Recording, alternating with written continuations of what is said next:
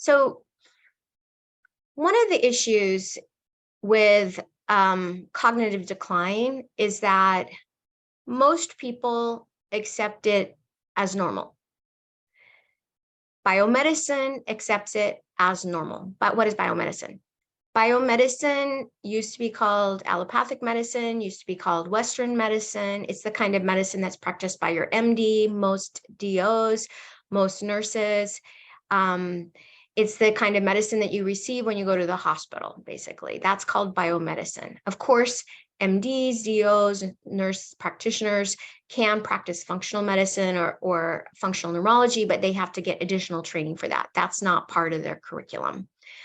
So in giving a class like this on remediating cognitive decline, the reason that this class is not being taken by every single person in the world is because of the normalization of cognitive decline. So that makes a huge barrier for change, because people say, oh, I'm having a senior moment. Oh, I have the normal amount of pregnancy brain. Oh, that's just a mommy brain going on for you. These are not, we associate cognitive decline with our age or with a special circumstance or situation in our life. These are not things that should be normalized. Cognitive decline at any age and at any stage in life is death of neurons and synapses, and that's not a good thing.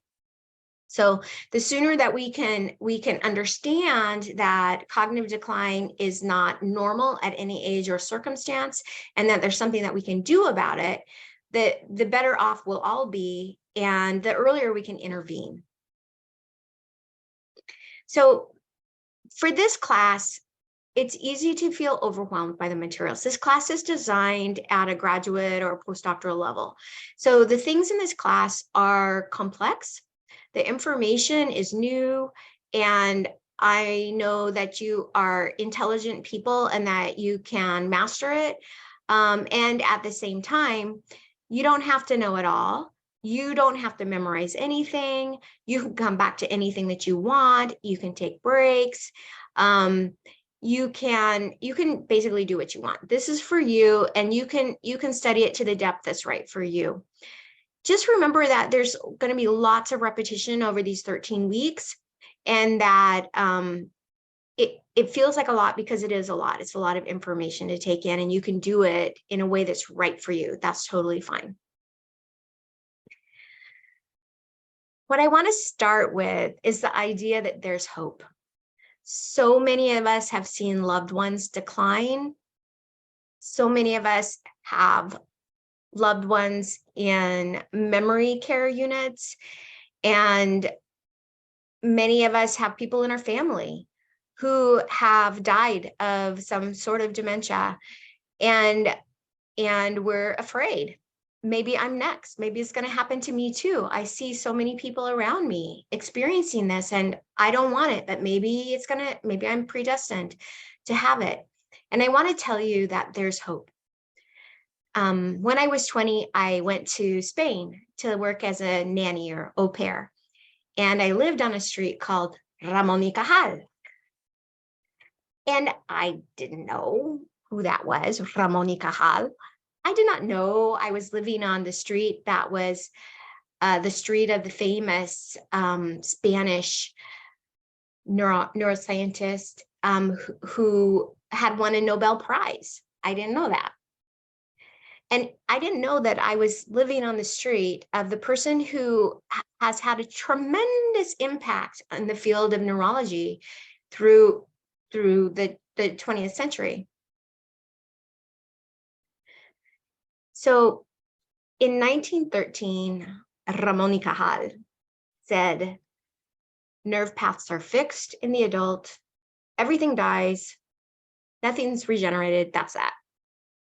And so we all said, okay, sure. That was accepted. That was just, the way things are. And so we accepted it. In the 60s, people started doing more research on animals and found out, wait a minute, maybe that's not true. We see some neuronal regeneration in rats and cats, And then as time went on in the 2000s, there came to be many papers on human neuronal regeneration, until finally by 2020, it's very well accepted that there is adult neurogenesis. It happens. We don't just fall apart. We can remake ourselves, and it happens in the brain. That's where it happens. And it takes, for a nerve to regenerate, it takes 4 to 6 weeks to make a new nerve. It can happen. We are designed to renew. And the place that it happens is right here. Right here. It happens at the bottom part of the lateral ventricle and that part of the hippocampus. This is where neurons are born, even as adults. Even as adults. So Dr. Brednison's work out of UCLA on treating Alzheimer's came up with 3 different phenotypes for cognitive decline. That's going to be a mainstay in our modeling here. We're going to harken back to that over and over again. So these 3 phenotypes are inflammatory. These are the things that cause cognitive decline or Alzheimer's eventually. Inflammatory phenotype, the atrophic phenotype, and the toxic phenotype. So most people who experience cognitive decline and Alzheimer's will be part of this inflammatory phenotype. They're too inflamed. And so they experience cognitive decline because they're too inflamed. Some people will experience cognitive decline because they don't have the nutrients, the hormones there to be able to nourish the cells. And so their brains become atrophic. They're not well nourished. And so they experience cognitive decline because of that. Some people are going to experience cognitive decline because of exposure to toxins that have not been treated. And so whether these are microorganisms or whether they're heavy metals, environmental toxins, things like that, those are things that that need to be addressed in order to reverse cognitive decline. So as we're working with these 3 phenotypes, we're also going to be looking at the underlying structures and systems that contribute to those phenotypes. So we know that in order to have good cognition, in order for our brain to work properly, we have to methylate properly. We need to produce and transmit neurotransmitters properly. We have to have low inflammation, few infections. We have to have proper vascular flow and the ability to produce and use energy.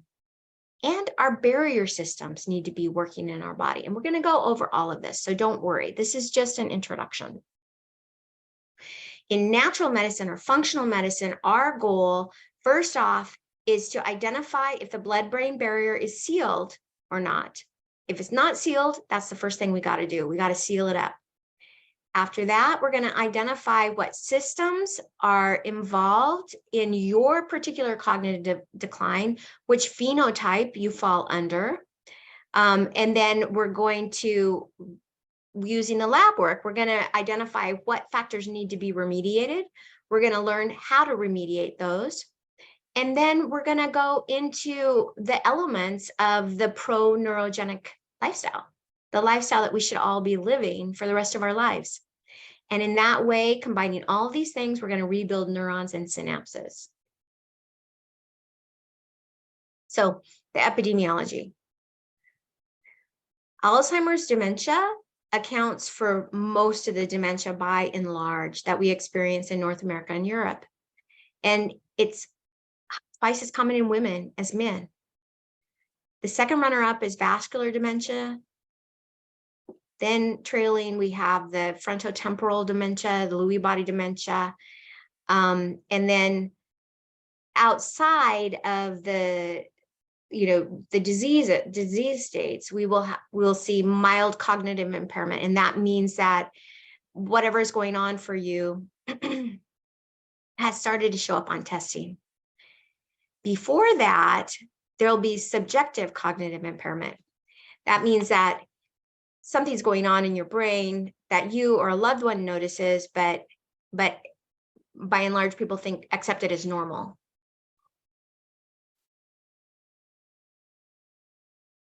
That's where we want to enter in. It's ideal to enter in when it's just at a subjective stage before we have a diagnosis, because then it's much easier to reverse.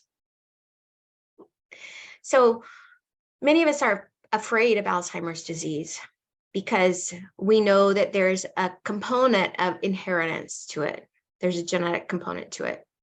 So only 5% of Alzheimer's disease is the early onset. That's called the familial Alzheimer's disease. That's when you get it before you're 65. That's the one that goes so fast, like they make movies on that.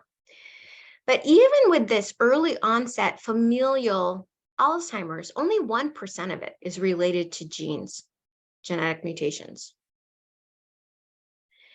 By and large, most Alzheimer's disease is a late onset after 65. It's a slower progression. There are still genes that may impact it,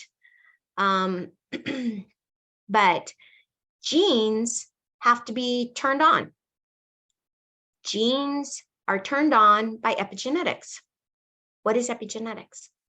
Epigenetics is what you do, what you think, how you move, what you eat, who you love, what are your relationships like. That's epigenetics. That's what turns on and off genes. You have a lot of power. You have a lot of control in your life because you are in control of epigenetics and gene expression.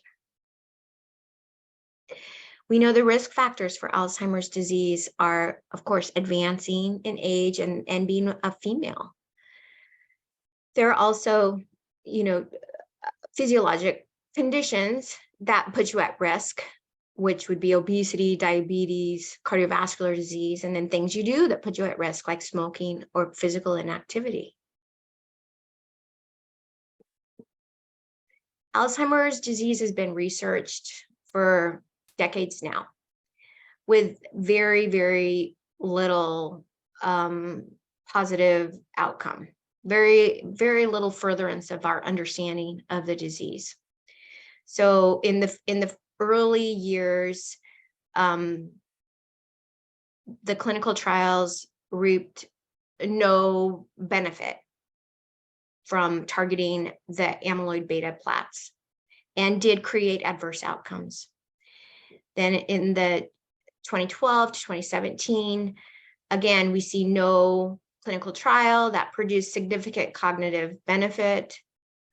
And yet we have drugs that are approved for treating Alzheimer's. And these drugs in the clinical trials they were part of showed no disease modifying effect.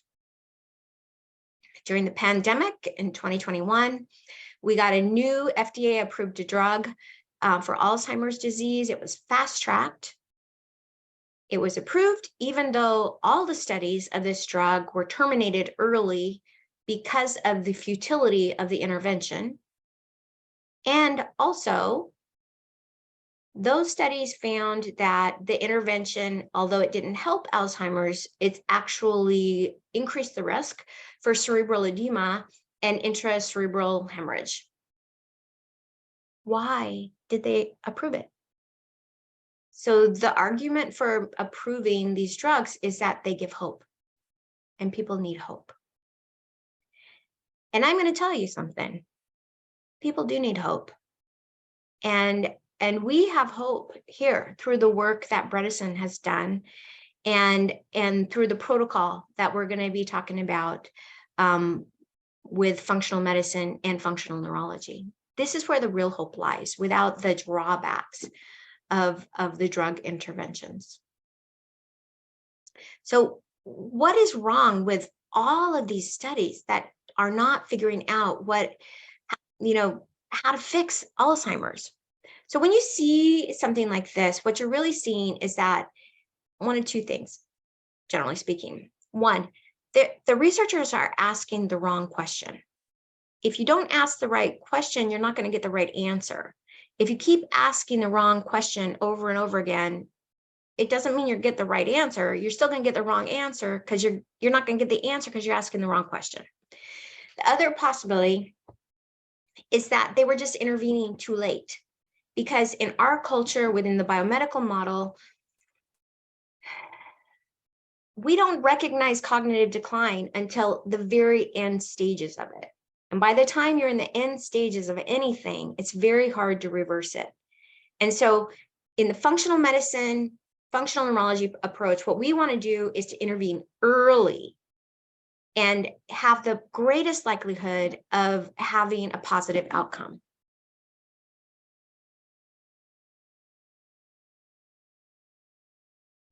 So in 2016, 8.5% of the US population had dementia, population over 65. And this was actually down. It was down 30% from 2000. So that's awesome, right? It had gone down.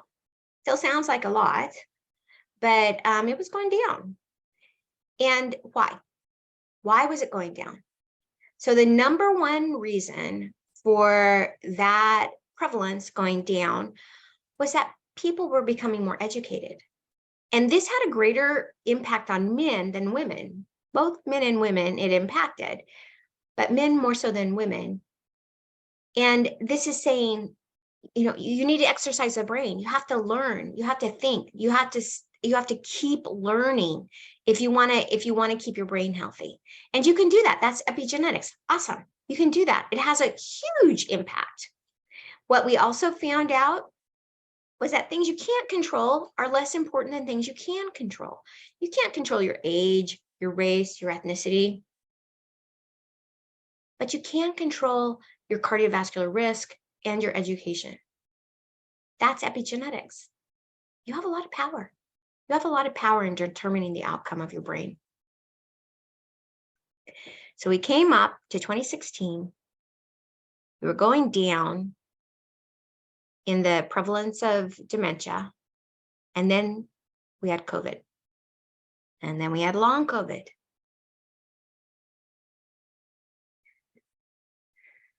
So in 2019, before COVID, Alzheimer's was the 6th leading cause of death in the United States. Between 2019 and 2020, with COVID, the deaths from Alzheimer's increased 145%. That's a lot.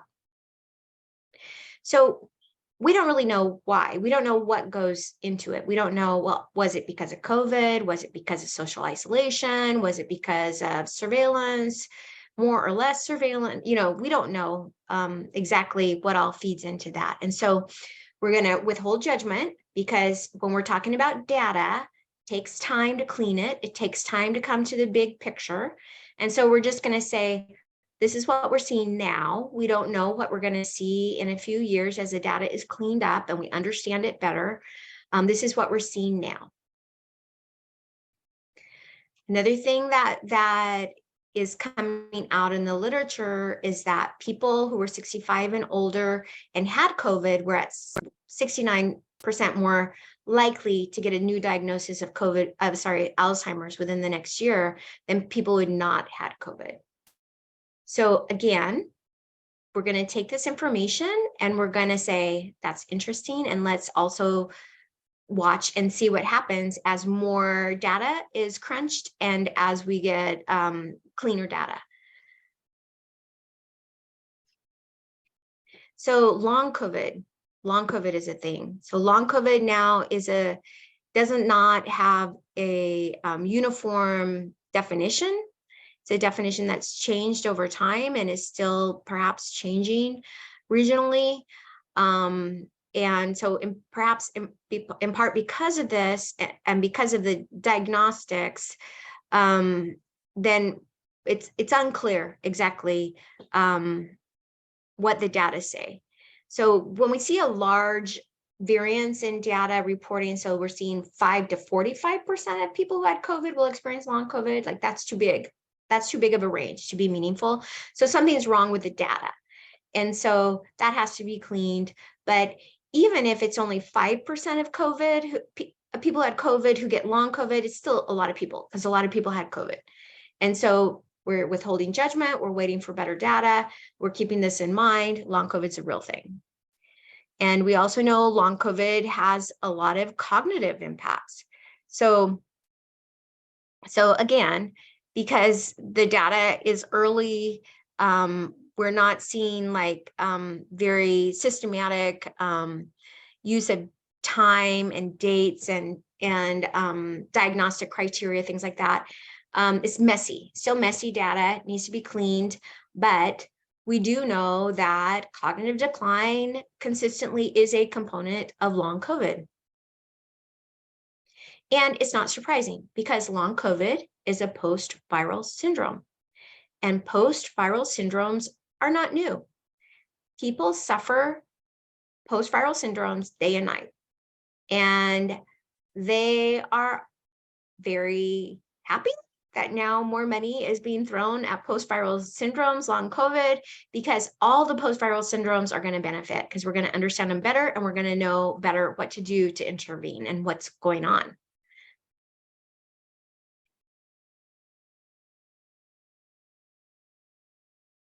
So for this course, the intervention model that we're using is drawn from functional medicine and functional neurology. And so that model is all about the ideal.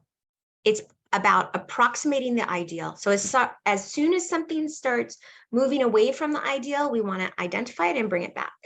Early intervention, early intervention. So, and natural intervention. When things happen like that, then it's easier to make intervention and natural intervention. So with biomedicine, this is not the way that things go. So there's a, here in this graph, we're seeing functional capacity, degeneration over time. And this is awesome. This is your functional capacity, the way that it should be. And in natural medicine, in functional medicine, in public health, we want prevention. We want prevention so that we don't even have to go down this road. And so that's the first thing, prevent pathogenesis. That's what we try to do. If that doesn't work, if there's an exposure, if we have initial damage, then what we want to do is address that. Here we go, right here. Look at that. You're still pretty highly functional. Awesome. Let's take care of it. See if we can bring you back. If that's not intervened there, secondary damage develops, and then we're like, okay, come on, let's do it. Got to do it now. Intervene now. Try to bring us back up to a higher level of functioning. If we don't do it with a secondary damage, then finally there's some pathology that's beginning to impact the physiology. We're getting synaptic loss. There's more inflammation. And this is like the time that biomedicine is starting to think it might be a good time to intervene, but a lot of times we just want to wait until there's the clinical syndrome, which is the diagnosis. So a lot of times biomedicine is going to wait until you get your diagnosis. At this time, it's very difficult to reverse things. You're far down this slippery slope, and many times you're just into symptom management. Two very different models. So in the biomedical model of cognitive decline, look, everything's awesome. You have normal cognitive function. That's stage 1, is normal. Stage 2, you can't recall your loved one's name. Everything's normal until you can't recall your loved one's name. So in functional medicine, that's not the way we see it. We want to intervene way before you can't recall your loved one's name. We want to intervene when you're like, now, why did I come into this room? Wait, why did I start this sentence? I know there was a point. Things like that.